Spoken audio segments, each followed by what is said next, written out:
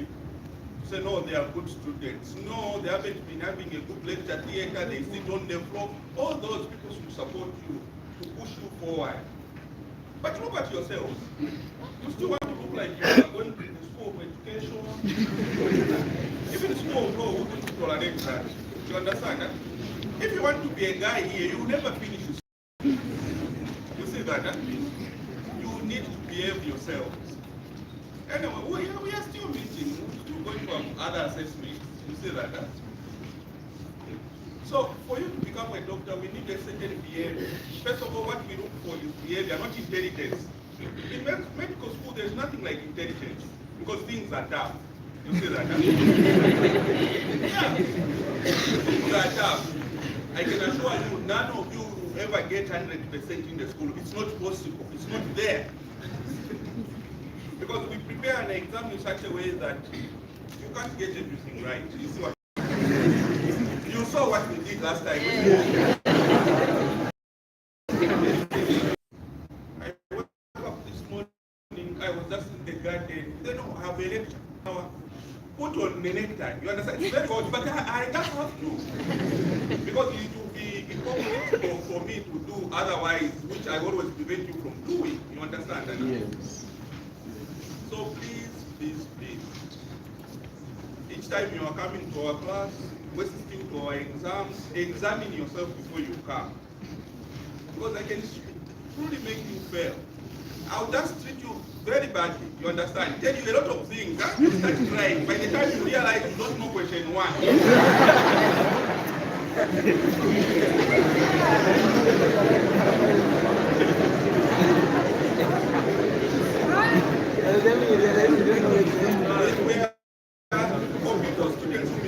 We are never lenient, I can assure you that. Because I even put on a microscope when I'm marking you to see if the spellings are correct. Because there are many ways of mistreating you, you understand that? Because there are certain spellings that they are written not correct, but because you are a good student, I think the student made this. You realize that as you look through your papers, especially on diagrams, the answer for this one may be different from your answer, but you have got it correct, both of you. You understand? Huh? Because sometimes we put ourselves in your shoes. The way this diagram was looking, I think the student can write like this. You understand what I mean? Huh? Now, if you are that student, anyway.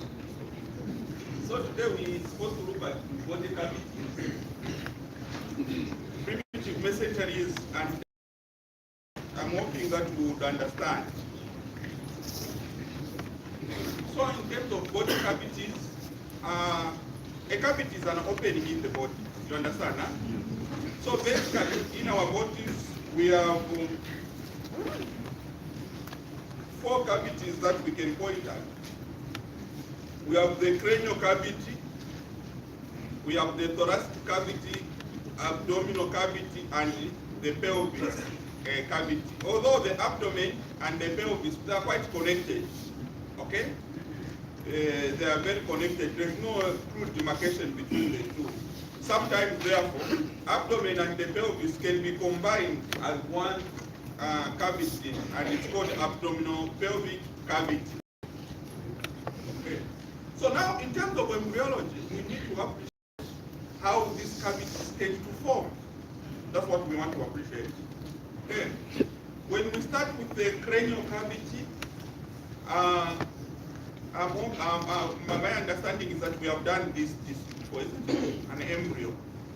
This is about day 22. We are able to count that there are 3 somites there. We know that, isn't it? Okay. Now, remember that this begins to form a tube in week 3, isn't it? Which is between the 14, the 21 there. So it begins to form a tube. Now this tube has got an opening on the cranial part and an opening on the caudal part. You remember that, huh? So what will happen is that they need to close. These 2 openings, they need to close. Okay? Failure to close, there will be no formation of the brain. You understand, huh? So the cranial cavity will not form if it doesn't close the cranial part. The caudal part, if it doesn't close, the spine the spinal cord will be outside. I think I noticed on Facebook there was a trending picture of a baby born. You saw that? Yes. First of all, that person who took that picture should be deregistered. You saw that there was a woman who was just delivered, and this person stands there, exposed a very traumatic baby, you understand, for a camera. That, first of all, the institution should be sued where that person went, and let alone the person who took that photo, and the person who was posing. You understand it? And this is why our behavior is very important in our practice. It's not about the show off that people should see that you have taken a picture. It's about what you are taking that woman through. You understand? And then besides that, so what do you think was the problem with the baby? Majority of you saw the picture. Yes.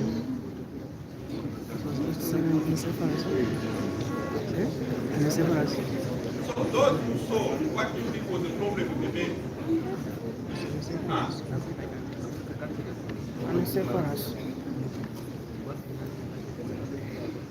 The baby didn't have the scalp. The head ended somewhere here, isn't it? So the problem there is that the cranial cord is not closed. Therefore, the cranial cavity never formed. You understand that? That's the explanation there. And there are some things that should just remain among ourselves to understand. We can't take that picture to the general public. You understand that? Again, these are ethics that we will keep teaching you guys to graduate talking about it. So what we are saying is that the cranial cavity and its content can only form if the cranial cord closes. You understand? And that was a classical example of this. Okay. Now, this picture just trying to illustrate what happens during folding. Remember, a baby begins as a flat slate, isn't it? And then it folds left and right, and they come and meet in the midline, isn't it? Yes. So again, this is a cross section trying just to show you how. This is a cross section showing you the neural tube there, okay, and the folding going this in the lateral sides. But our interest is that's the tube there. Remember, it's a tube, so it needs to close this side and the other side. That's what we are saying, isn't it? Okay. Now, let's look at, we are done in terms of, so what we wanted to know about the cranial cavity, how does it form? It forms when the closure of the neural cord occurs, isn't it? Failure to close, it doesn't form. The cavity does not form. That's all. That's the role of the cranial cavity. That's all in terms of our subject matter today. Now we need to talk about the chest cavity. How does it form? Okay, we already know. This will be, maybe if we went back to this picture, we remember this is the midgut forming at the center. You remember this, isn't it?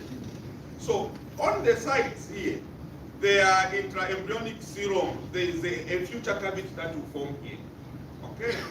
Now, as this continues to form, because the membranes around here, you can see the yolks are being cut off, isn't it? Now, this second picture shows you now that, oh, the neural tube will be there, isn't it? The aorta is there. We had this cavity here. What has formed within this cavity are the lungs? The lungs. Okay. So the lungs will tend to form. In front here, what we are going to have is a heart forming. You understand that? So even the heart, there's a part from the left and there's a part from the right that comes to form the left side and the right side of the heart in front. A bit complicated when we study them like this, until we begin talking about individual structures. But here we are discussing cavities. So you may find it a bit complicated.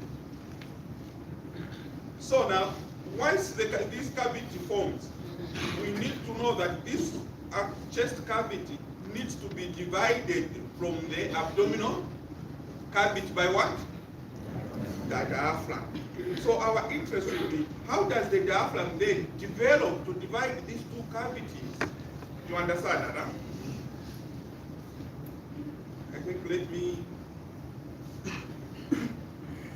Now, I had a slightly different lecture on the, because I'm thinking that your understanding on this lecture, although it's supposed to be the actual lecture, it's not detailed per se. Now, let me just take you to the actual. We need to discuss the formation of the diaphragm. Now, the lecture I have here, it's a bit simple, not detailed. So I want to give you something at your level.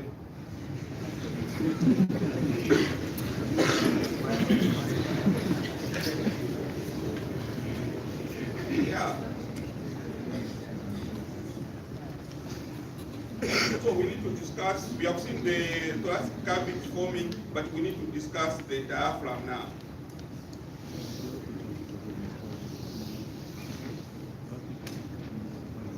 I hope it's not confusing to any one of us.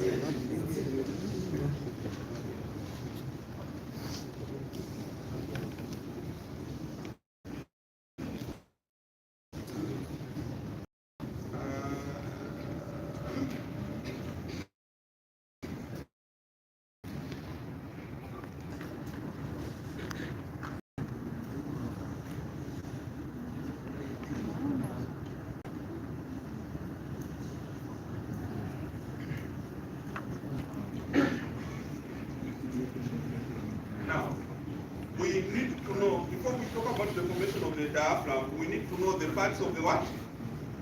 Diaphragm. So that when we say, oh, this part of the diaphragm comes from this embryonic origin, you understand. Unlike the previous lecture, which just talks about embryology. So when we talk about the diaphragm, what we have is that there is a central part here of the diaphragm. There is a central part here which is called what? A central tendon. First of all, you need to understand the way the diaphragm is. The diaphragm, it's not a straight, it's not a transverse thing like this. It lies flat like this. No, the diaphragm looks like an umbrella. You understand? Huh? Imagine that you take that umbrella and put it below my diaphragm, the way it curves in that manner. So that's how the diaphragm is. You can see that. You can see that this is the top part here. Then on the sides, on the limbs, it comes and attached to the lowest limb. You get that? Huh? So it has got a very big space in terms. So all that space is the thorax there. And the abdomen, you can see that the abdomen it lies under this umbrella. You get that? Huh?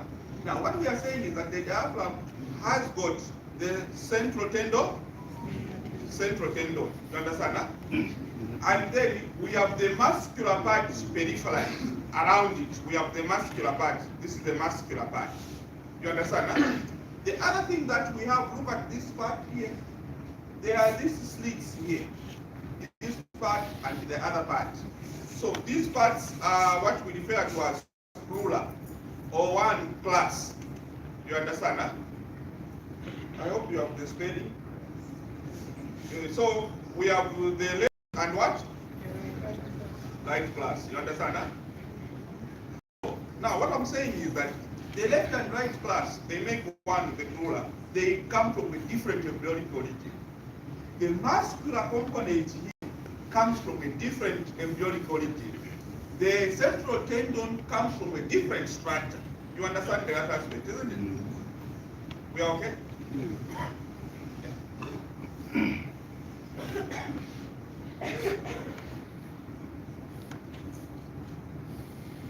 Again, this is another beautiful picture we are able to appreciate, isn't it? You can see that the central tendon looks different, right? It's tendinous, it's a tendon. You understand? Huh? And then in the peripheral parts, it's muscular. Also, the crura are what? Muscular components. Okay. So we know the function of the diaphragm. That's not our topic today. That is not our topic today. Now, this will become very important. Now, maybe we may discuss even these ones. Now, on the diaphragm, have you noticed one thing about the diaphragm? Is it completely closed? What do you see? There are openings. That is very important. There are openings. Are you able to identify the openings? Yes. There's an opening for what? Inferior vena cava. Inferior vena cava. Remember the inferior vena cava coming from the abdomen, it has to go to the heart, through to the chest. So it has got an opening in the diaphragm. It's more in the tendinous part, isn't it? What is the next opening? They are opening at different levels. On a higher level, isn't it? This one is in the middle, and this one slightly what? Lower. We are okay? Yeah. So now, what we are going to do is to say, okay, this one opens here, the other one opens here. Now we want to see which spinal vertebrae, at what spinal vertebrae level is it opening. You understand that? Yes. That is what we call topography. Okay? So, this is what it will show. I love the picture, the next picture, the way it shows things. Now, here we are. This is the lateral view. This is the lateral view. You can see that inferior vena cava, it opens slightly on the upper part, isn't it? Second, the esophagus, and the last one is what?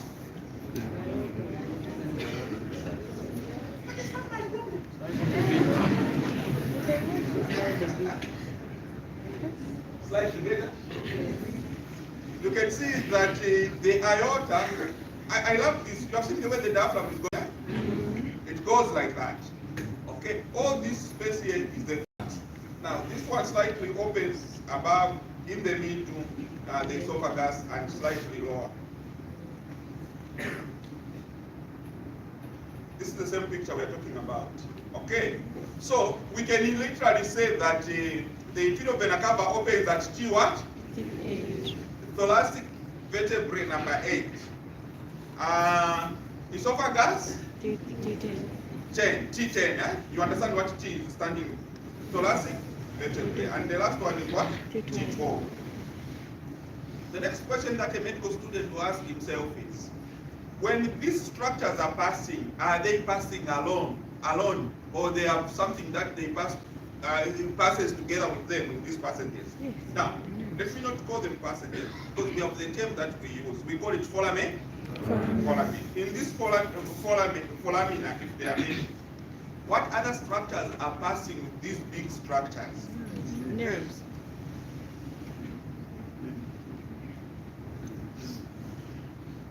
That we need to do the answering. Okay. There are other structures, minor structures, like the sympathetic trunk. They used to pass from the thorax into the what? The abdomen. The superior epigastric vessels, all these structures, they do what? They do pass through the diaphragm. Okay. Now, lastly, in terms of the diaphragm, what is the blood supply and what is the nerve supply? Are you doing the dissection of the thorax in the deep way? You have started that? So have you seen the way the phrenic nerve looks like? You have seen it, eh? It goes to supply with the what? The diaphragm. Up as the nerve supply. Now, we have arteries. We have phrenic arteries. The word phrenic means diaphragm. You understand that? So we have phrenic arteries supplying our diaphragm, and the phrenic veins tend to drain the diaphragm. And this is the structure showing you how the blood vessels move. So you can see that from the aorta there are these branches that go to supply the what? The diaphragm. Okay. Now, of interest, I thought our students of science, you have taken note that our ruler looks different, isn't it? The left one is slightly shorter and ends on what? L2. L2. While the right one goes all the way to what? L4. Some books will say L3. You understand that? But you can see that it goes over there. Okay. Now, so we are saying the nerve supply is what? Phrenic nerve. Supplying our diaphragm. Okay? Now, there are other nerves also supplying the diaphragm apart from the phrenic nerve. You understand that? Huh? And these are what? The lower 6 intercostal nerves. Now, the lower 6 intercostal nerves, what is their nature? They are while the phrenic is what? What are the root values, therefore, of the phrenic nerve? 3? What?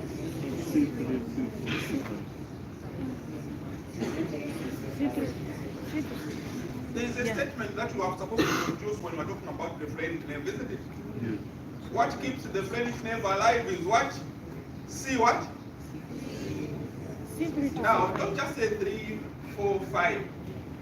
You need to mention where they are coming from. C3, C4, C1, C5. You understand, huh? These are the root values for the phrenic nerve. Okay.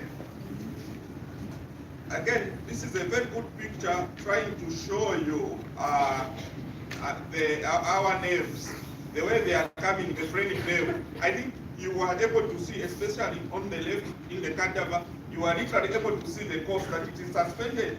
When you remove your lungs, it's literally suspended, not attached to anything, isn't it? Yes. Okay.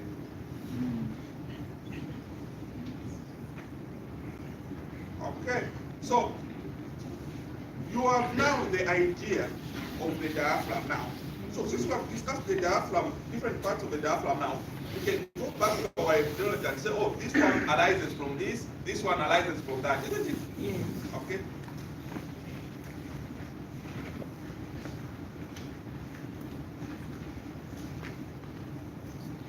I'm teaching like I'm at a preschool, but I'm thinking that would be the most helpful.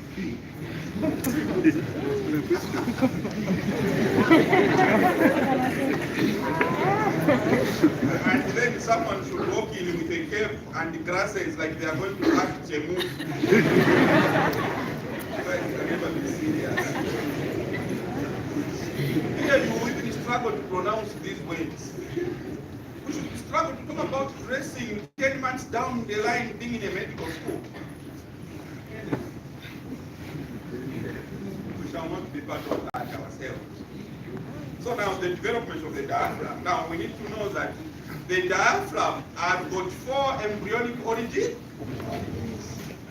It arises from 4 structures. The first one is a septum transversum.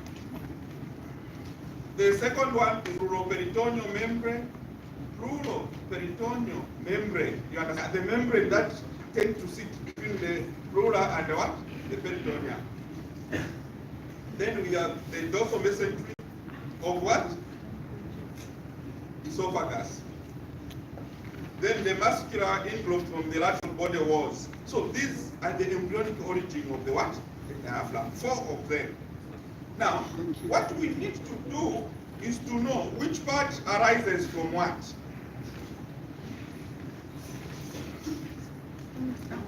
So no one has bothered to come and prepare this thing, eh?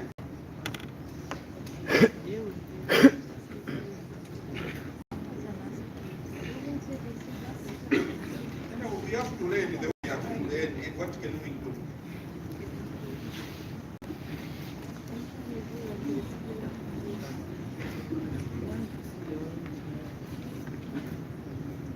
Oh, there's one thing I've noticed. The slide is not moving.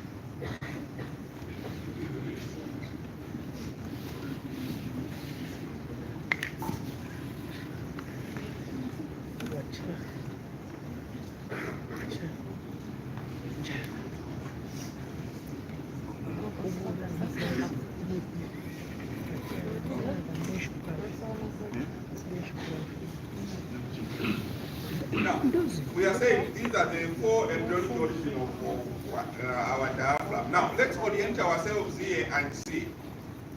So let's orient ourselves and see which part gives rise to what. You get that, huh? When we look at our central tendon here, and these structures, you know them now. This part, that part, and that part. Are you able to? We can't see. Oh.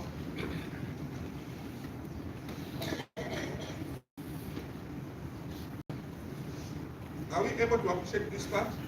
What do you think this structure is here? This, the blue one. That's the blue one there. But this part. Inferior vena cava. Inferior vena cava. Cava. And this one? Yeah. And the last one here? Aorta. You remember why we went that side, isn't it? Okay. Now, you remember that the inferior vena cava was on what structure? Central tendon by and large, isn't it? So you can see that the central tendons arises from the what? Center transversal. We are okay there.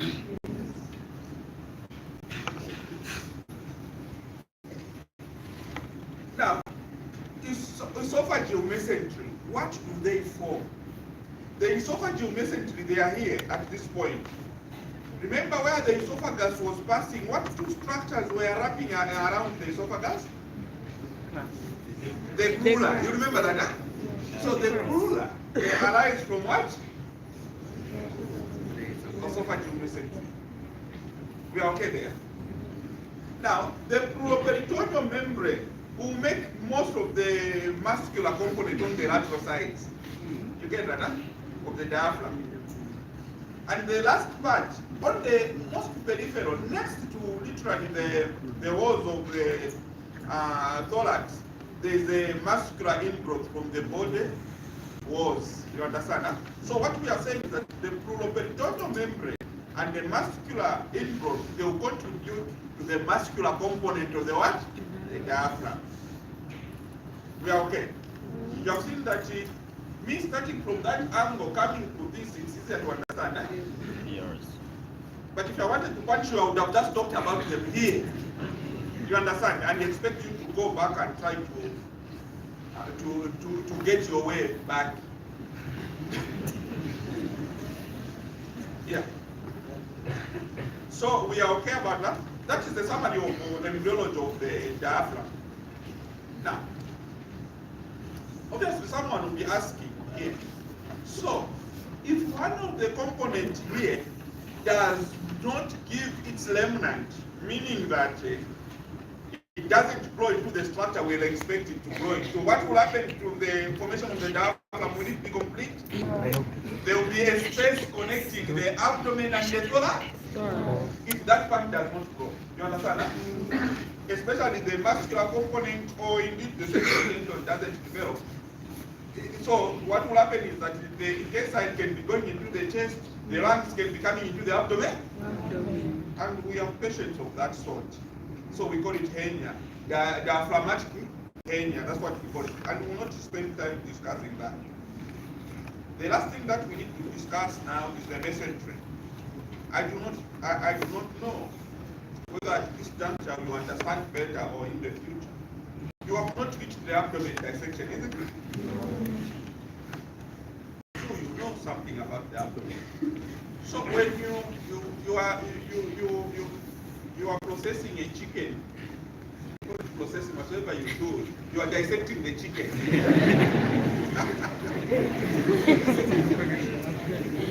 What have you noticed about the intestine? Are they easily stretched? No. They are all brought together, isn't it? By a web-like structure, isn't it? Yeah. That is what we refer to as the mesentery.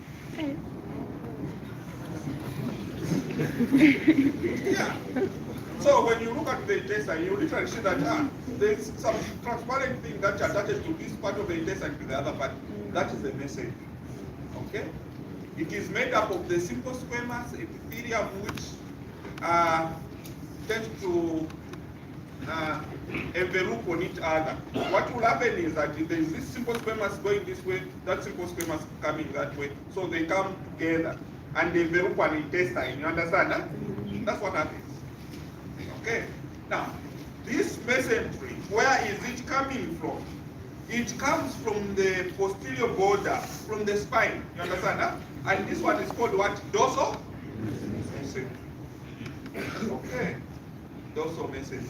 So it comes and envelopes intestine. Now, since it is coming from the spine, and what structure is here alongside the spine? The aorta. So in fact, it covers the aorta. So when you open the abdomen, you are not going to see the aorta. You understand that? Because it is covered by the mesentery. You need to open the mesentery.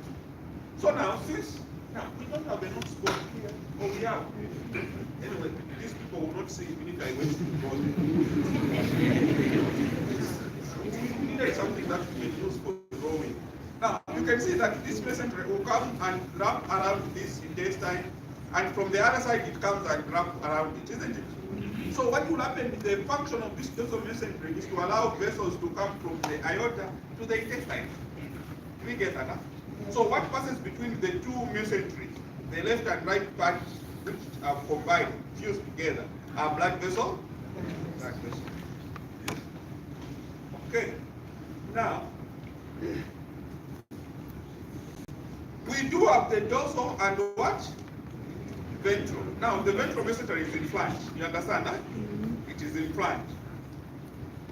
So you find that different parts of the intestine will have different mesentery. You understand that? So each intestine will have its own mesentery and with a specific name. For instance, the small intestine has got the mesentery proper. That's what we call it. The colon has got mesocolony. You get that, eh? I'm talking to myself, I know. So this picture illustrates what happens to the dorsal mesentery. It comes, laps around the structures of the abdomen. It would be nice when you are in the DR to identify the mesentery. You understand? You are going to see it. In human beings, it will have a lot of fat. Huh? It's not as transparent as in the chickens, like the example I gave. It has got a lot of fat. It has got different names. I will not go that far. But what we need to know, the origin of this mesentery is the dorsal mesentery and what? The ventral mesentery. Depending upon where they go to attach, it will have different names. If it is attached to the appendix, it will be called. If it is attached to the large intestine, it's called mesocolon. If it is attached to the appendix, it's called what? Mesoappendix. And if it is attached to the stomach, it's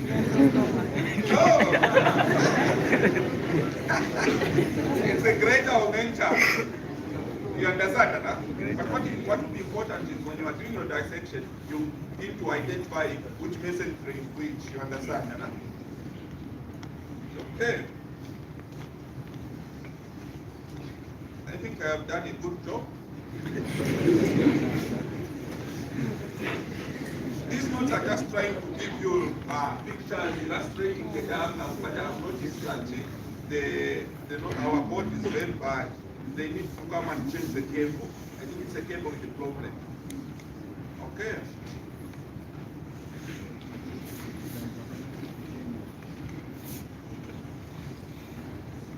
This is what I was just trying to tell you. This is our large intestine, our transverse colon there.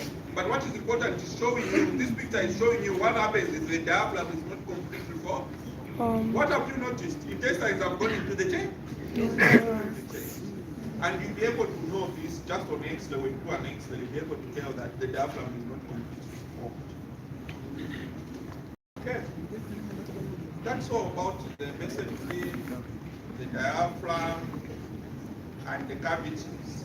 So you have noticed that in the abdominal cavity, instead of talking about the formation of the abdominal cavity and the pelvis, we are talking about mesentery, formation of the mesentery, isn't it?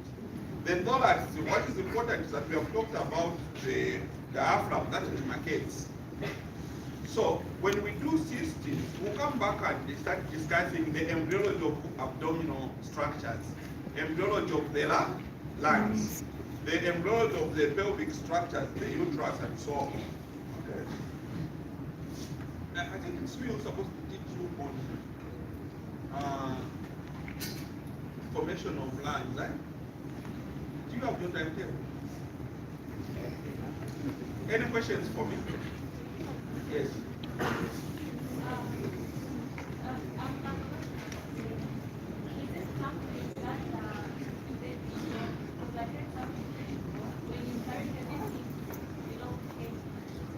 I get that. It's like hernias. The definition of a hernia is abdominal defects that tend to occur. Now there are different types of hernia. Here we say it's a Diaphragmatic hernia. What you are referring is scrotal hernias, where abdominal contents they go into the scrotum. When you are carrying heavy things and you are bending, that's a different thing.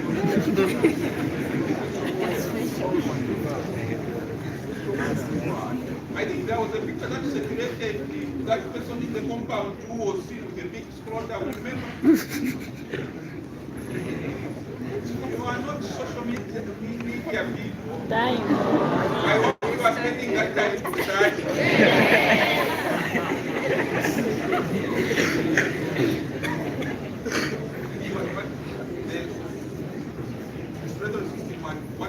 What other giving feeding? I've done feeding. Why? No.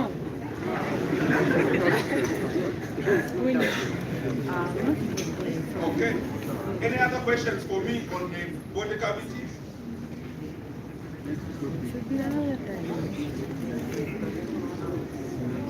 So which one do you want, feeling or formation of the respiratory system?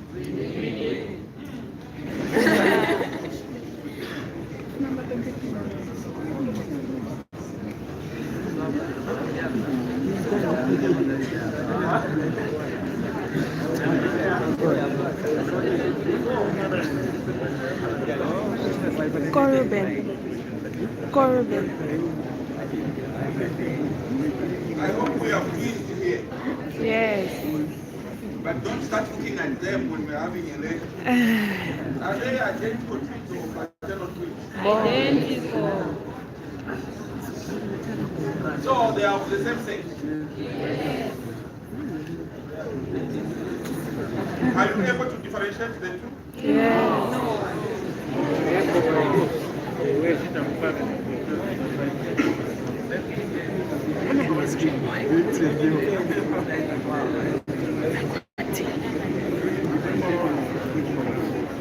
So, from what you have gathered so far, so what do you think happened to them? Did they come from different eggs or the same egg? Same.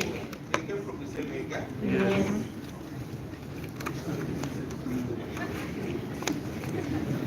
So what happens during implantation?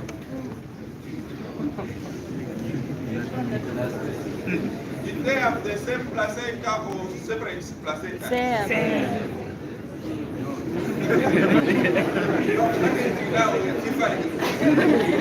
Just They have continue. the same amniotic bag or separate amniotic bag? Same. Now, each one of you have different answers.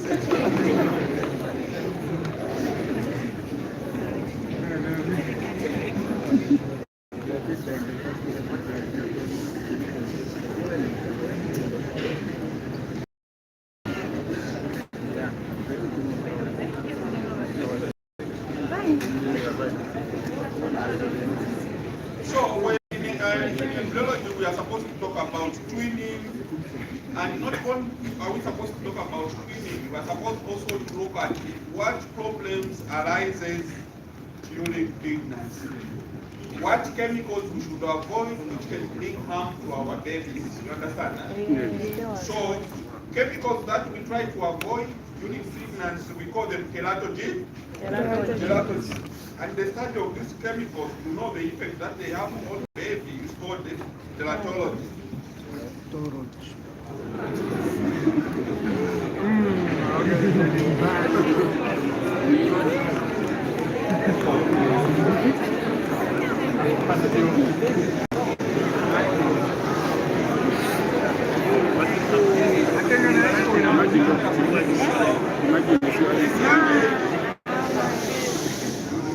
This young lady holds the Guinness Book of Records for having the most what?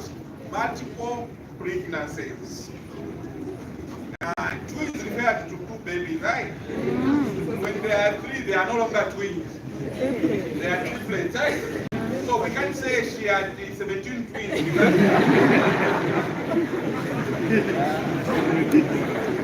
But what should we learn from here? The question is this twinning having multiple pregnancies or twinning meaning?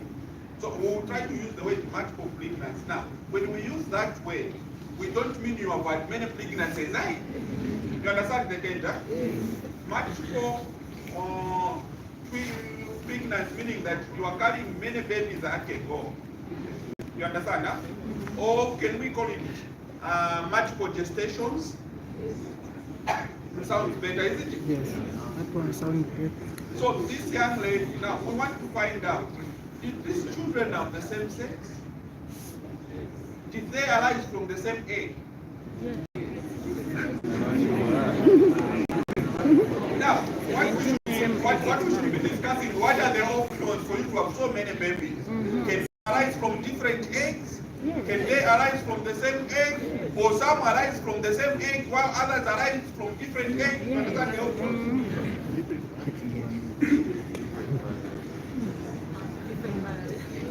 Now, who decides whether to have twins or not twins, male or female? Female. No! That's what males feel like people like to sample.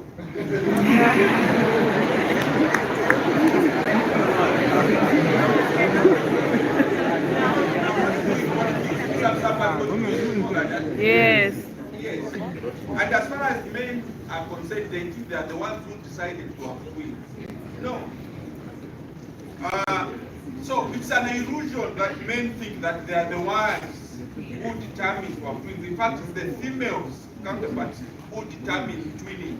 You understand that? I even look about that twins, isn't it? It's not people who decided to start doing.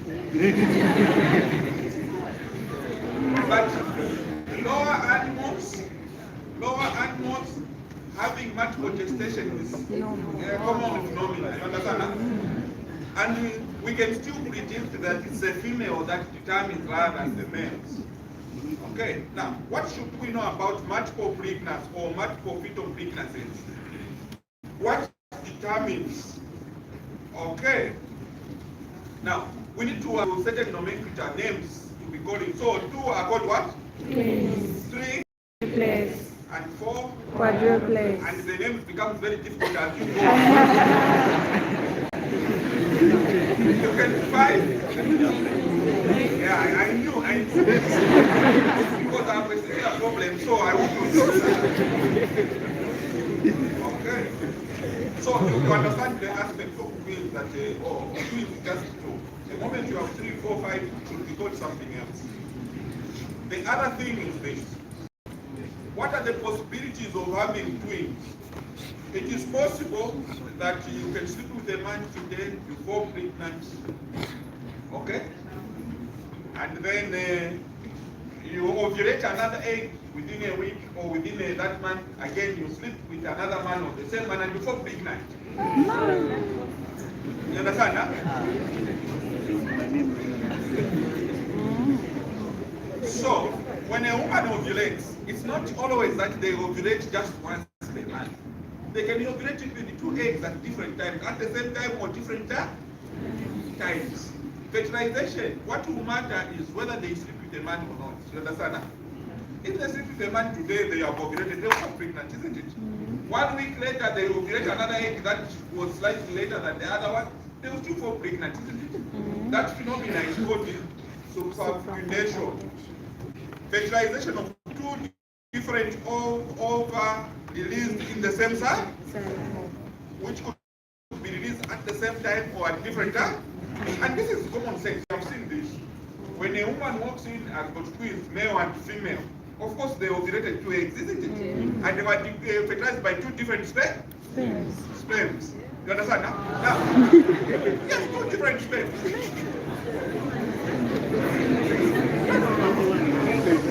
What was that all about? You wanted the same one sperm to fertilize the both. No, because that one was born in bed.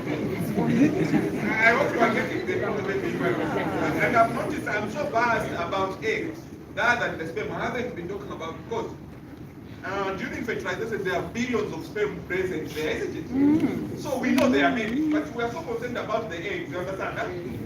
So when you see, like our sisters here, you say they are identical twins, they came from the same egg. Now, when you look at the other egg, if if you are going to have a male, which is very classical, a male and a female, you automatically know that they came from different eggs and of course different sperms. Now, the question is, if this person will ovulate the same day or on different days? You understand that? It's possible they can ovulate the same day, the same time, or same day, different times, or on different days, but in the same cycle. You have seen why it's possible to be fertilized at different times? The classical example I would give is like, this is a woman sleeps with Mr. Wadia today, the other day sleeps with Mr. Banda, who have babies with different fathers. Because the ovulation didn't take place at the same time. You understand that? You have seen the legal dilemma, you find yourself one day. Who was the father of the child?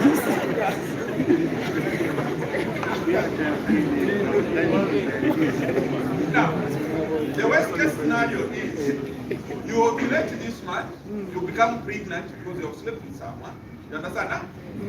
Following month, what normally is expected, you shouldn't ovulate. Again, you ovulate. You understand? Because the body mechanics have not come to terms that you are already pregnant.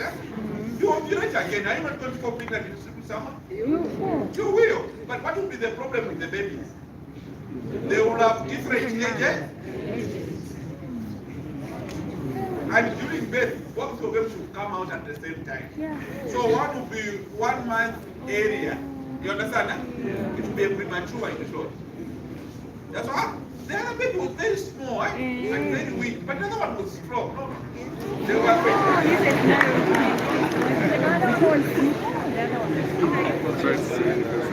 So superfetation is fertilization of two ovaries in different cycles. You understand cycles, isn't it?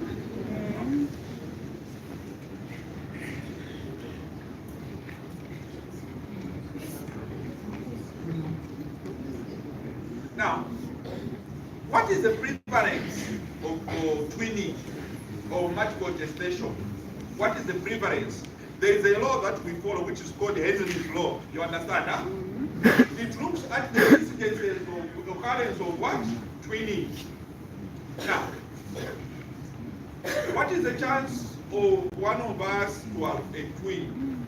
So, it's 1 out of 89. You are going to have twins. So what does that mean? If we count 1, 2, 3, 4, we reach there, you are 89. One of you will have a twin. 1, 2, 3, 89. One of you will have what? You understand that? You get that? Having triplets, it's 1 to the power what? 89. So my question is, which one is simpler to have, twins or triplets? Twins. You understand that aspect, isn't it? You say, so 89 to the power 3, it's a lot of a figure, it's a lot of a figure, isn't it? It's about 2,000 or so. So 1 in 2,000, so if we count here, none of us can have triplets. We are less the ratio of instance, eh? You understand that? Okay. Quadruplets, it's even layer. Conjoined twins, you understand what conjoined twins are? No.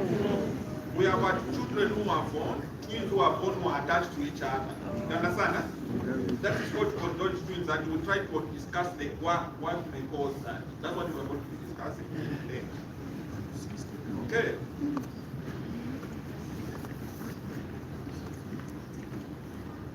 Worldwide instances of monozygotic twins, meaning identical what?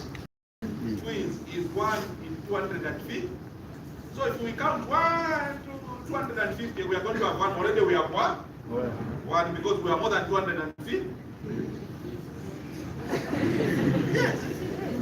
You understand the importance of these statistics, huh? Yes. Now, demography, when you look at which areas of the world do we find a lot of twinning? Mostly among Negro, ourselves. And increase the age, maternal age.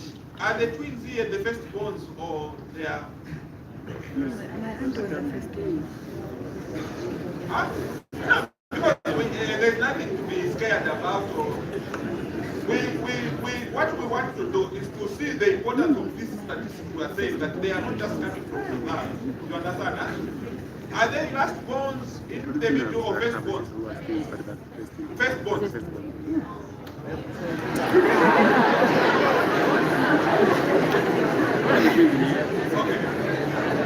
Okay.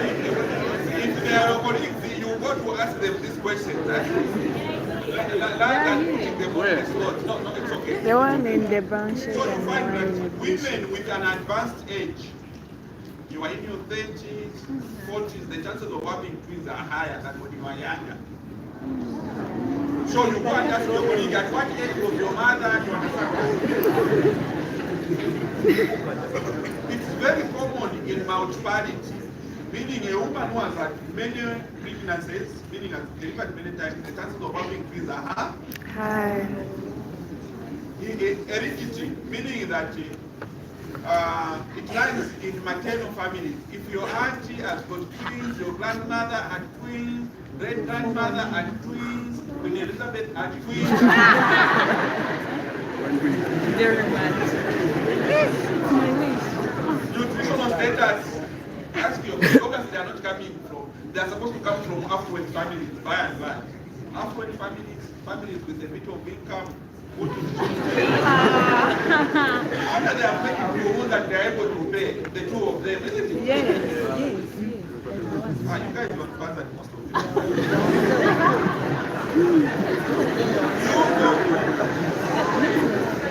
Contraceptives. A woman who uses contraceptives has got higher chances of what? Having twins than a woman who doesn't use. No. Contraceptive doesn't do it. The woman doesn't do it. When you look at these factors, have you seen anything to do with the male here? No. So why should we bring in the picture of a sheep pool? Do not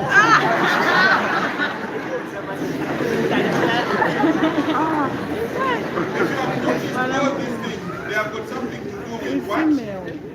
Female. Yes? No, I'm just concerned with the way the counting was being done. It wasn't restricted as in to females only. So I wanted to ask on the previous law. Is it I see. females only or even males? I see what he says. You hear what he says? Huh? When I was trying to give an example counting here, I was counting, like you were saying, I was counting both males and females. You understand that? It's a pretty good question. Now, we have seen this count is incidences of twinning in females, not males. You understand what I mean? Huh? All the things we are doing here has got something to do with what? Females. So if we say Negroes, we're talking about Negro women, irrespective of who they marry. You understand? Huh? Advanced age is not for the male, it's for the female. So we are looking at women population. I'm hoping that you have done census. Huh? Have they counted you? They'll count us from there. So yesterday I was in my yard. I just go. I saw some doing counting. And you guys, you have never counted me. You need to count. I don't know. They haven't done it very well. Because universities are supposed to come and do the counting. No, we counted They are more. counting as well. They have counted you at your places where you are coming. Yes. They So were I hope coming they to will report that our child has gone to university. Hey. Because they asked coming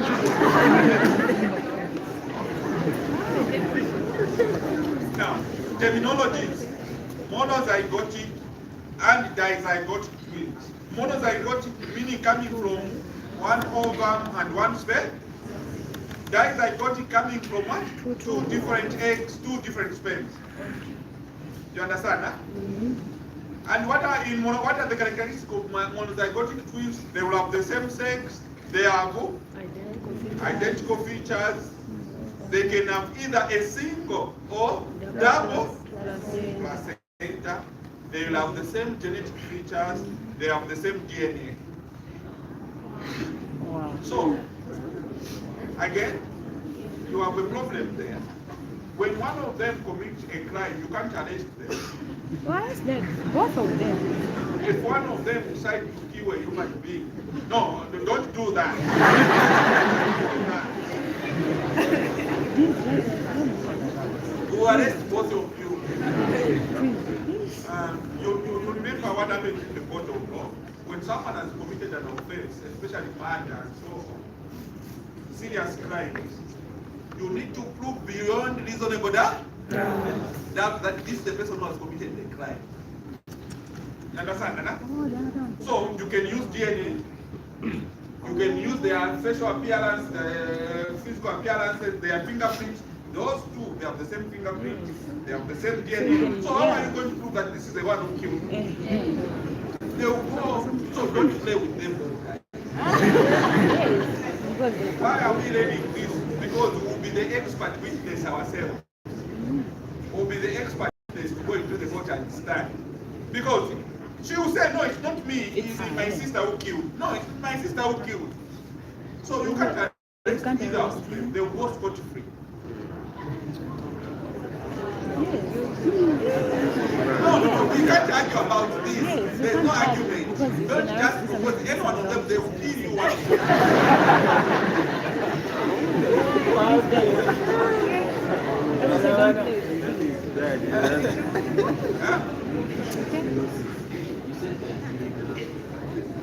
Make us one.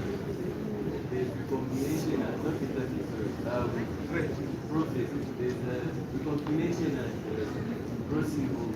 So if they have the same behavior, does it mean what they cross over is exactly? I like your question. Although you need to go further than that. What is is asking a very important question. That we are talking about crossovers, isn't it? You remember crossovers? To create a genetic pool. Once crossovers happen, what will happen? We are going to produce eggs, isn't it? And only one egg will be divided. Remember, these people are coming from the result of recombination, not before recombination. Your question, the way it is asking is like, recombinations occur after the fertilization. No, the combination occurs when the egg is being formed, when the sperm is being formed. So once the sperm is formed and once an egg is formed, it has got recombined DNA, isn't it? And then they fuse. You understand that? As they fuse now, they produce babies. You understand that? What will be the difference? They will have the same recombination. You get the substance? Unless fertilization takes before recombination, they will be different. But the combinations occur before the egg is formed, or before the sperm is formed. So by the time we have the sperm here and an egg here, the recombination, the genetic recombination has already occurred, and they combine now. You get that? Huh? I don't know, just a classical example to give, because this is the first time I'm being asked that question. Okay, so you understand the legal problem that we have in winning. So that one comes, touches the handle there, we take fingerprints. Oh, the person who stole from this house is the person with this fingerprint. We run fingerprints here, we find there are two people with the same fingerprints. You understand that? And we can't arrest either of them. Now, look at the trajectory we have taken. I know you are thinking the lecture goes in a different. Look at what we are learning on twins. You understand that? And twinning. It's slightly different from your expectation at all. Now, when we have zygotic, meaning they came from two different ova and two different what? Sperms. They can have the same sex or opposite sex, depending upon which sperms fertilize each of the eggs, isn't it? The resemblance is not, it's like the way you appear, you and your immediate sister or your brother. The only thing they have in common is that they were carried, and that does not guarantee looking the same. Okay? They can have double placenta, meaning they will have different placentas because they came from different eggs, isn't it? Now, because of the proximity, sometimes the placentas can fuse. Fusing and being the same placenta, they are two different things. Do you understand that? Yes.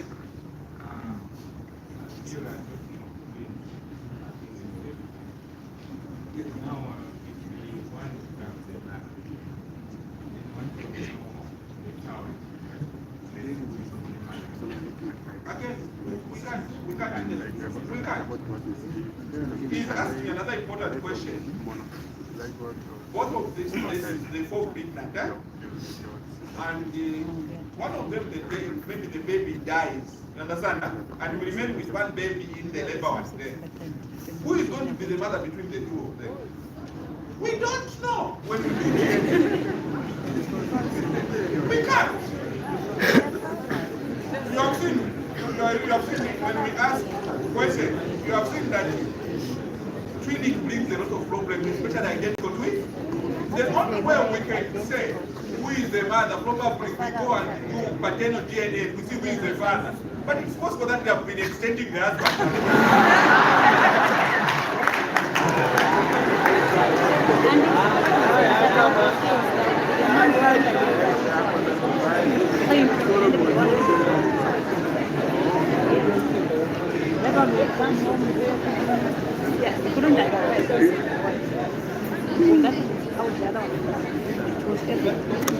It's an advantage. Just married. An advantage. She's sick to go to the house. Good question.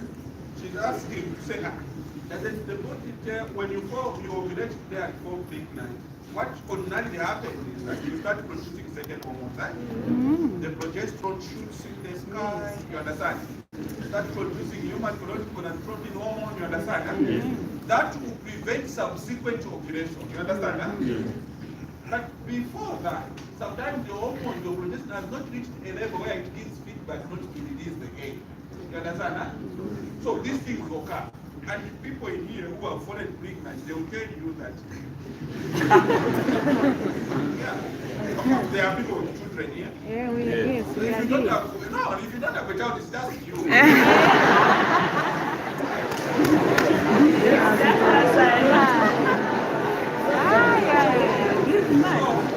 They will tell you that they go pregnant this month, they are not immediate. They don't know that you are pregnant. Yes.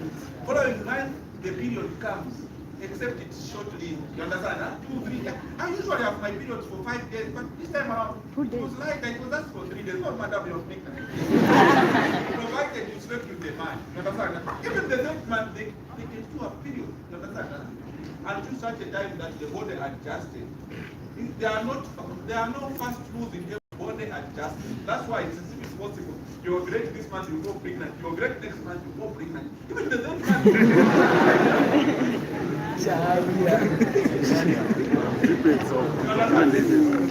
The knowledge we are getting here is not to limit ourselves to what we believe is happening. You understand? Huh? What we are learning here are possibilities of things that may happen during twinning and during ovulation. And that's why you are becoming a person who someone one day will sit and consult. This is what has happened. What do you think? Even in the courts of law, they will require your expertise. You understand? Huh? You will go to the court and tell them, oh, this is the possibility, and this is where these things stand as an expert opinion. And it stands in the court of law. And you can see the importance that comes with you and the responsibility that comes with you becoming a doctor. That's why we do not want to graduate anything less than a doctor. You understand, Anna? Because even when you go to stand in the courts of law, the judge will give you respect, you understand? Huh? They will sit attentively listening to you as young as you are. You understand? Huh? Even if you didn't make points.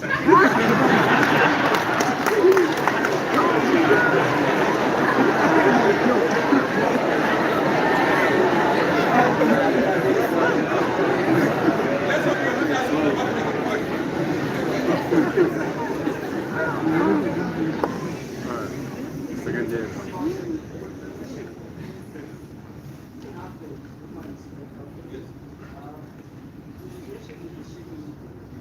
Correct.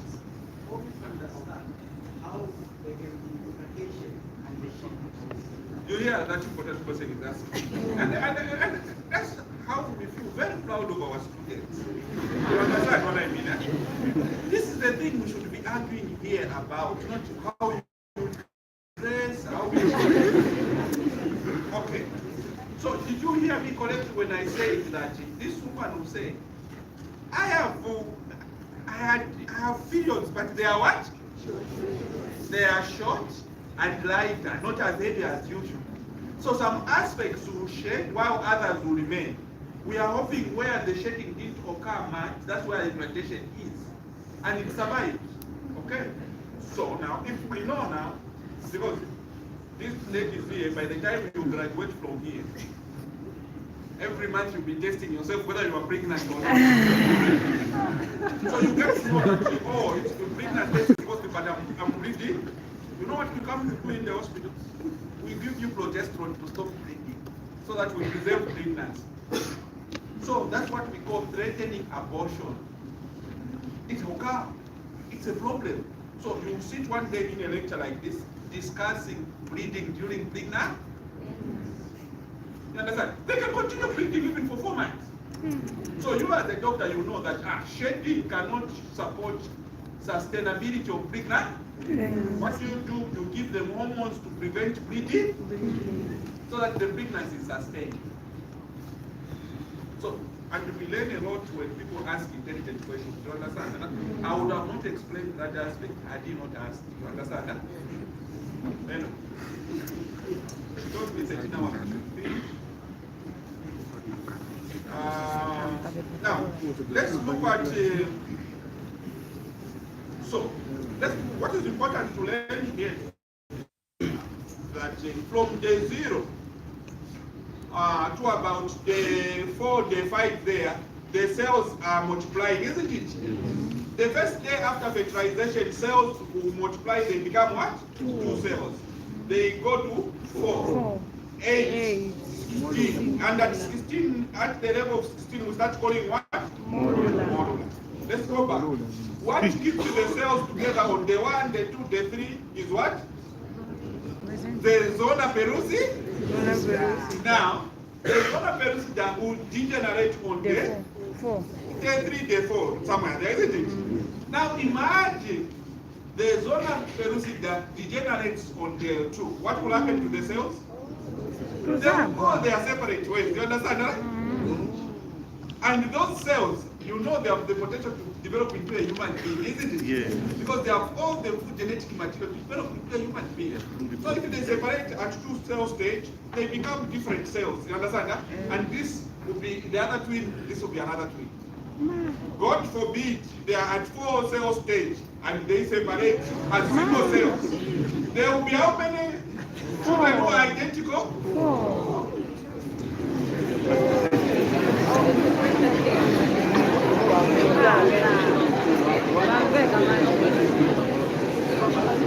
Now, you understand? Now, you want to reinforce the importance of the zona pellucida?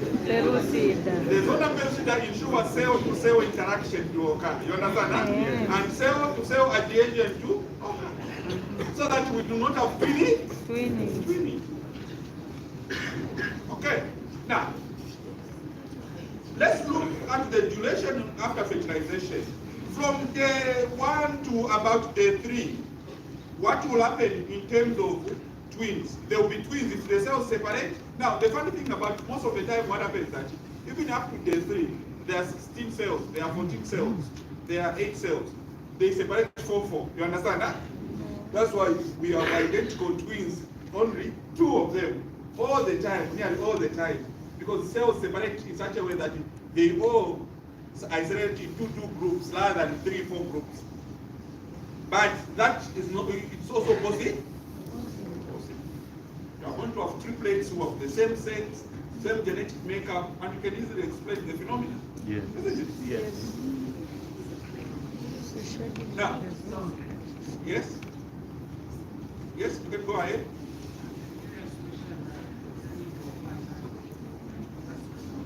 I'm not getting you. You are putting the hand on your mouth. So,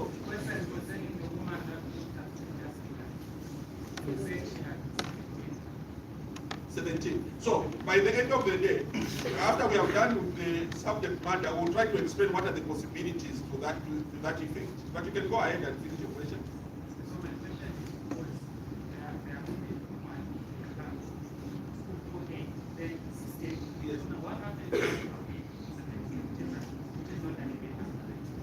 Yes. No, again, that's why I was trying to interject that. Once we have done with this topic, we try to go and infer what are the possibilities. You understand? First of all, we need to know what are the sexes of these children. You understand? Huh? If they are all 17 are the same sex, what are the possibilities? Are they identical, or some are identical, others are not? We'll try to answer the question. We'll try to answer that question by the end of this lecture. Yes? So we said that sometimes development of twins is due to the generation of the sort of so then what ensures cell-to-cell interaction After that, that's a very important question as well. You understand that? Huh? What ensures it? Why should this time around the cells that were loosely attached and separated into two, the two, can they still separate further? You understand that? First of all, we need to look at the environment where these cells are separating. It's in the fallopian tube. The fallopian tube is less than 7 millimeters in diameter. You understand that? The one. And then when you look, have you looked at the histology of the fallopian tube yourself? No. Why?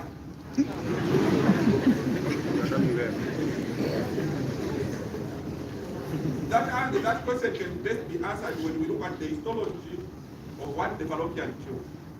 It's not a smooth thing like a wall, like you are passing in the passage. No. It's like you have to go this way, that way. It has got a lot of folds and corners. You understand? Huh?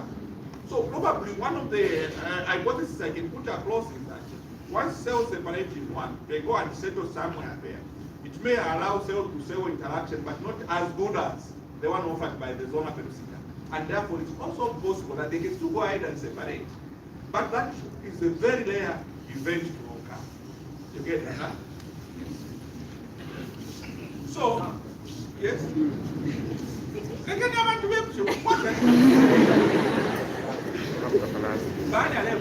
Yes?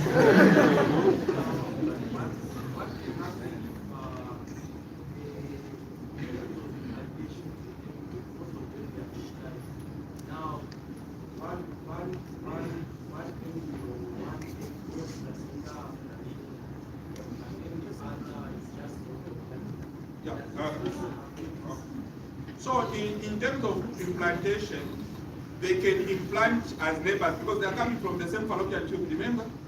They can implant on the same site, on different sites, isn't it? Now, where they implant, that's why you guys now come in as experts. It can implant, it can even a placenta previa, the other one. The other one is normal implantation. You understand? Huh?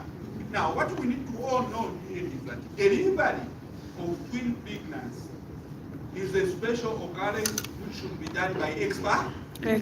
Not at a clinic, not at home. So once you know, that's why when you fall pregnant, you are going to do an ultrasound in the first month, 2 months. The other one you do at 16 weeks to see where the placentas are and so on. And then we plan the delivery. So what we are saying is that that's why we are here in this class. To deliver a twin pregnancy is not as delivering one baby. It's a special thing which should be done by experts like yourself. So that you take into account whether it's a previa, it's a totalis, and so on. Okay? They are saying, let me proceed, then you ask at the end. Yeah.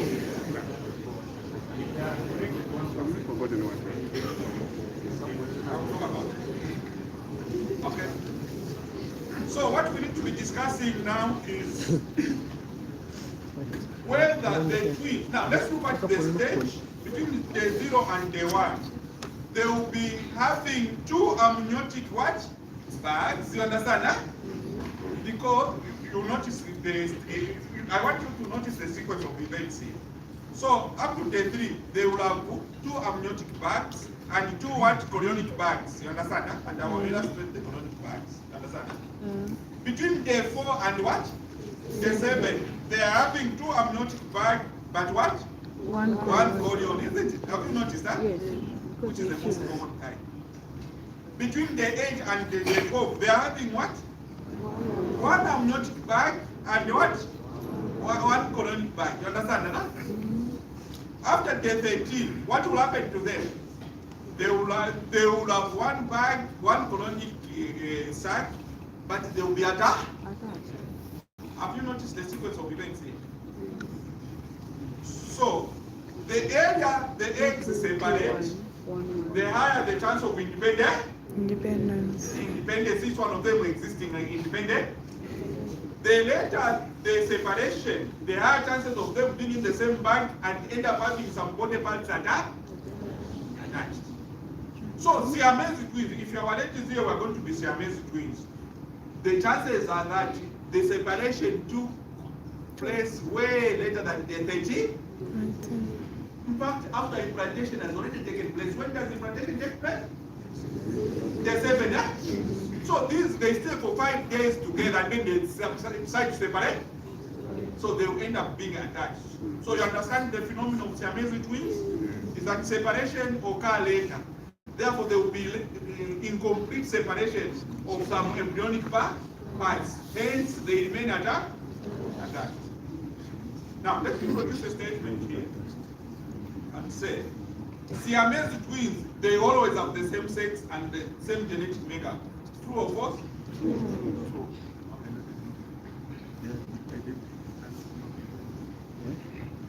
Now, the chorion, I want us to know, to understand what chorion is. Eh? The chorion is the outer layer. This outer layer. You understand? Huh? Amniotic bag is the one inside. You understand? Huh? Okay. So here, they have the same amniotic bag inside. You understand? Huh? Monoamniotic, isn't it? And the outer layer, the chorion, is the same. It's the same. So at what age, when do you think the separation took place? I think this was late. Okay, where you understand that? No, It's not below the 3. You understand that? Here they have the same bag, they have the same chorionic bag, but different amniotic cavities, isn't it? The most common term be between the what? 4, 7. Okay, but me, I want you guys to be relating duration because that's what is important. Okay, here they have separated amniotic cavity and the chorion. You understand? This is the areas, isn't it? Between the 0 and the what? The 3. Okay. Now, when you look at these guys here, the placenta is the thing which is shaded there. They have the same placenta. Here. Different. Here. Different. Here. Different. Different, isn't it? Now, this picture illustrates what is happening. This picture, so we have an egg here, a 2-stage stage, isn't it? And this is what we are talking about. Remember, this is what we are talking about. Now, we are looking at what are the possibilities of things happening here. We have possibility A, possibility B, and what? C. In the A, they separate in two cells, you understand that? And they are independent cells, you understand that? And so even the implantation will be separate. You have seen that? This one implants separate and this one. They have their own amniotic bag and chorion, isn't it? The other possibility is here, where they separate, they remain in the same chorionic sac, but they are separate what? Amniotic bags, isn't it? Yes. Here, they have everything the same. You get that? Huh? So these are the possibility of what? Our twins here. Now, I've always asked my students, which twins would you want to be? Which one is the safest twins here? In terms of their location, their placentation, you need to talk about those and their umbilical cord issues. Which one will be the safest here? Die. Huh? Die. This one is the most safe, isn't it? Each one of them with their own food, their own umbilical cord. Do we know that Peter says they swim? You understand? Don't you think there can be entanglement? Yes. Not another entanglement, but entanglement. Now, What is the problem of these twins here? What is the problem here? They have the same placenta. So what may happen, blood vessels here from here can go direct to this other one from the umbilical cord of this one, isn't it? And this one can start donating blood to this one, you understand? Because the fusion of the same placenta. So one can be a blood donor to the other one and the other one can be a recipient. You understand? Huh? So who is going to die? The donor. The donor.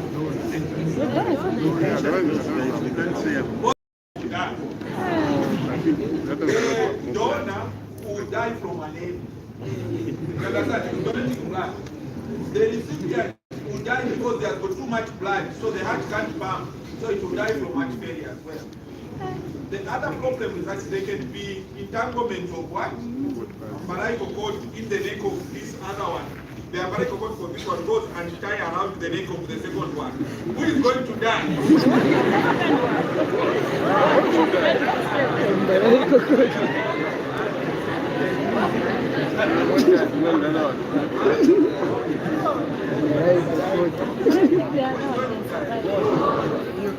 The first one, the one who has, the second one who has got the umbilical cord around the neck, how does it die? Strangulation.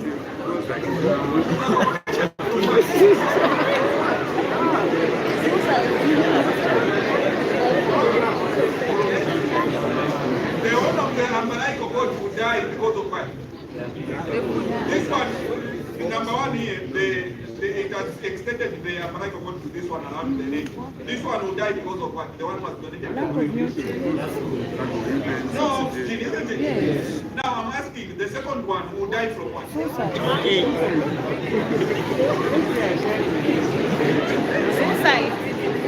They will also die.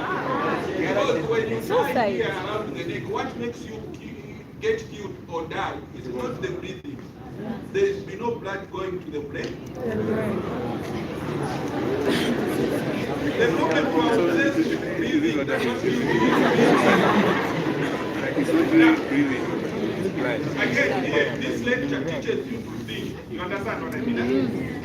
As doctors, we are not there like robots. There's no car coming but clean. No, you don't do that. You understand? We need to be very critical thinkers. And that's what we should endeavor to do. What do you think is the problem with this baby here? What caused the death of the other one? And the other one? The umbilical cord. Donating blood. Who was the donor here? That one.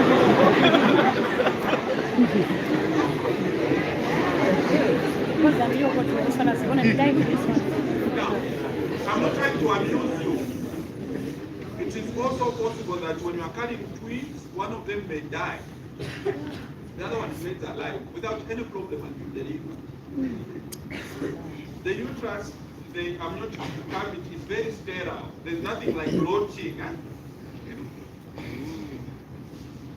Conjoined twins, they can be attached at various points. Right? And what is important for you as doctors, as you'll be explaining to your relatives in the compound, separation will depend on what structures are attached, which they are sharing. So some may just be sharing the skin, you understand that? Others may be sharing the liver, some may be sharing intestines, so things that we can separate and they both remain alive. We are okay to separate. You understand that? What we may not separate is people like these, if they are sharing the brain, for instance. Because they can be just sharing the skin, they can be sharing the bone, or they can be sharing the actual brain. So if they are sharing the skin, we can separate. If they are sharing the bone, we can separate. But if they are sharing the actual brain matter, we can't separate. You should read up on those children who they faced the brain cancer separation. Have you followed the story? Yes. Are the children alive?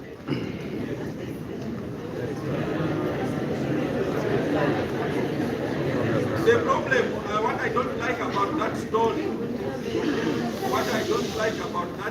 is this notion That they'll of survive.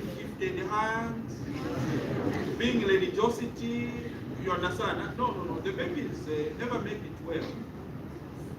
You understand? Huh? Yes. And the parents, in fact, they even separated because of the same problem of the babies.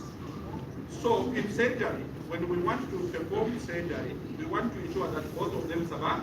By the way, from surgery, one of them never talk, never walk away from home. You understand? Huh? From surgery. But what you got was this phenomenal religious notion. You understand? Huh? We should literally separate religion and science. When I do things, it's just science which is done. You understand? My religious part should be made alone. You understand? Huh? And a lot of you are doing medicine today because of the same textbook. So, which is wrong. Okay. So the point here, the take-home message is that we do separate when we investigate and we say possibilities of separating and both of them survive is there. When you go on YouTube and what you realize that some parents, like the one exam that she refused, the current one in this state law is that woman who had SMS, she refused because there was a chance that one of them would not survive. They are still attached. Look at these little girls, they were separated. What do you think was attached? Probably just the skin. You understand? Huh? So we are able to do surgery. Now, can you do surgery on these ones? No. You are fixing the way you are saying that. Because they are sharing All of them will the die. abdomen, the spine are separate, but they are sharing the pelvic. The girl fell. What was that? What was that? I like the way people are looking on their faces. Okay. So twinning can also siameseness or attachment may also occur in primates and other lower animals. But the survival in the bush is a bit difficult, isn't it? So now let's go back to our first diagram and now try to insinuate what might have happened on the first diagram of this person with 17 babies. You understand that? Huh? Now, I want us to summarize so that we go. I promised I will cover today. Yeah. One of the possibilities is that, first of all, what led for her to have so many gestations at a go? It was artificial. It was artificial, it was not natural. You understand? Huh? Oh. So it can happen to any one of us here. If you came to the hospital, we give you a drug called clomiphene. What clomiphene ensures is that you are going to have a lot of eggs selected and ovulated, many of them at a go. You understand? Huh? And if you sleep with a man, each of them may be fertilized and may become individuals of same sex or different sex. One of the possibilities is that each one of the 17 babies came from a separate egg. And I will explain where those eggs came from. From the same ovary, because this woman was given medication. Okay? The other possibility is that we can get your eggs, put them in the test tube, get the sperm from your husband, put the sperm in the fertilization takes place. And later on insert the fertilized egg in your uterus. And you can have 100 babies, 17 and so on. That's the second possibility which could happen. The possibility that it's also remote, but possible that some of the eggs being among these multiple gestations, some of them were identical to it. You understand? Huh? But it's very rare to happen like that. Because the only time that this can happen is when we have done it artificially. Along with Independence Avenue, next to the State House, and so there's a fertility clinic there. Yes. So if you have difficulties conceiving, you can literally go there. And one of the things that they do, they don't put one baby because the chances of it not implanting is high. You understand that? They put 2, 3 so that 1 or 2 survive. So artificial insemination has got a high chance of twinning. You understand that? Huh? So that was not natural. So it was artificially done. So in our laws, it's quite well controlled because of the legalities that comes along with it. So when you are doing fertility clinics, You should be mindful of the law, what it allows to do and what it can't allow to do. Okay. I think, have we attempted to answer the first question? Have I satisfied your question was? Yes. So when delivering, I told you that when we want to deliver this baby, it's a special pregnancy. Right? Now, remember, when we talk about 1%, I don't like the pictures. Even if you are saying, wow, the pictures are not looking nice. Now, when you are delivering this baby, let's go to this. So when you are delivering this here, you understand that? Normally, what will happen is the first baby, we are presuming that they are going to deliver per vagina, isn't it? What baby will come out? You understand that? What causes the baby to come out first is the contraction of the uterus and detachment of the placenta after the baby has come out. When we are doing twin pregnancy delivery, we will not wait for this one, the second baby twin, to come on its own out. We have to remove it by force. Why? Why? Because the uterus will continue contracting. Remember here, the placenta has already detached, so she'll be bleeding here. You understand? Because when a woman delivers, the placenta, the uterus is like this, it contracts and close off the blood vessels that were bleeding. You understand? Huh? The presence of a baby there to continue bleeding, and this woman will die from bleeding. So the way we plan delivery, which you should know from today onward, is that the first twin comes out on its own. The second twin will go and extract it. You go in with your hands, poke the amniotic bag here, the fluid comes out, and you pull the baby by the legs. You bring it out. Now, remember my statement. Remember my statement. Delivery of twins should be done by what?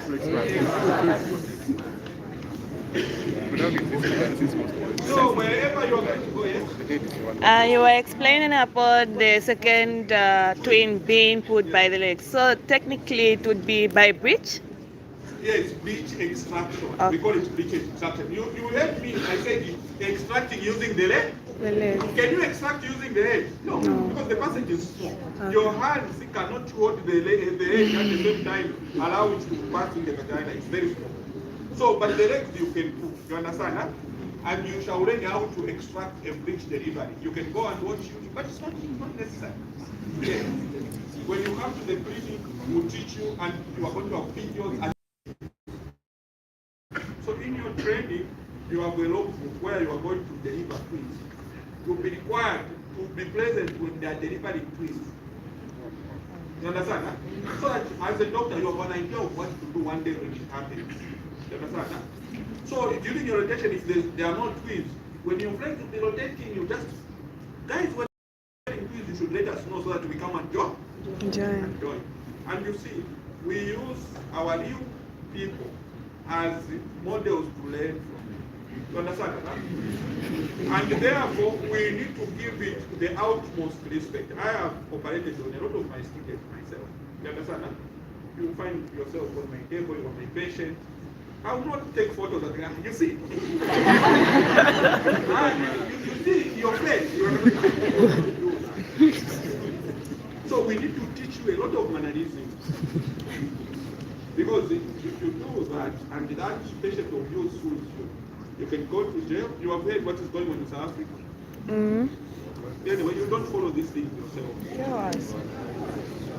When a patient dies, the family sues this doctor, say no, it was negligence. You can imagine. Yeah. So, but Babulungumi, what I'm begging you is to begin. You are very young, you understand, huh? But you need to begin thinking what society looks at you. Society will be looking at you as this next to God person. You understand? Huh? Who, when we tell them our secret, will not tell anyone else. You understand? Huh? When we show them our nakedness, they will not go next to tell any other person. That's what society expects from you and me. You understand? Huh? And we need to honor that because it was bestowed on us. It's not something that we get on our own. Someone gives us responsibility. And that's why I'm trying, personally, I'll try by all means to ensure that you begin to be a responsible citizen. You understand that? first of all, your parents, first of all, you are going to be proud of yourself, your parents, your neighbors, and everyone. The funny thing is that people who know you will be the one going, doctor, I have got this problem. Oh, doctor, I have got this problem. And ours is to deliver the service to these people. So you need to begin. I'm not trying to preach to you guys. You just need to know your calling. And we have been calling it a calling, but I don't think there's a calling.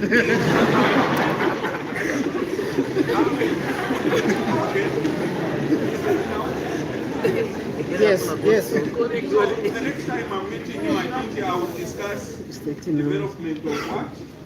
I have two aspects. I have left out teratology. We'll discuss a bit of teratology when we meet, and they are short topics.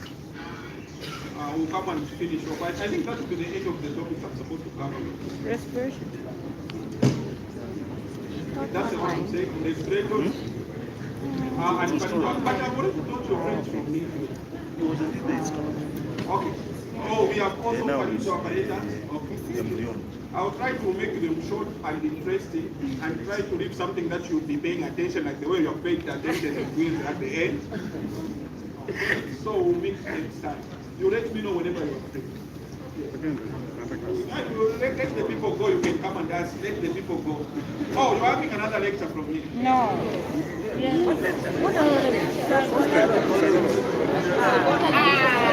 What time? No. Eh? No. I'm coming.